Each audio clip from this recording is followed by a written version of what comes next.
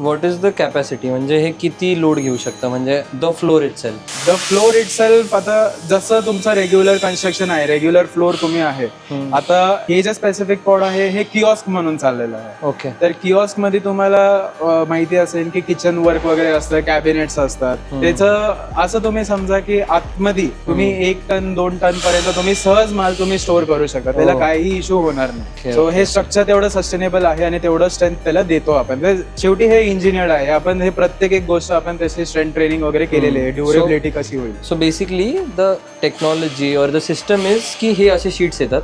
Correct. हे असे sheet मेटलचे शीट मेटल येतं. Then we roll down and make it into a section. Basically आपण सेक्शन्स बनवतो त्याच्यामध्ये आणि त्याच्यानंतर we attach it. And so what's the technology? It's nut bolting का टोटली? पूर्ण नट बोल्टिंग आहे, जे एकदम म्हणजे 5% आपण वेल्डिंग ठेवलेलं आहे.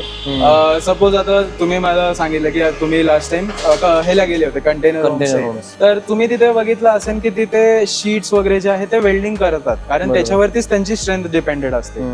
तर आपल्याला वेल्डिंग तसं लागत नाही, कारण हे सगळं नट बोल्टिंग सिस्टम मध्ये आहे. हा पार्ट जो आहे, जसं मी म्हणलं की हा इथंच जाणार आहे, हा दुसरीकडे जाणार नाहीये कुठे. सो हा जो पार्ट आहे, आता पार्ट ए पार्ट बी या दोघांचंच आपण कॉम्बिनेशन ठेवलेलं आहे, हा दुसरीकडे कुठे जाणार.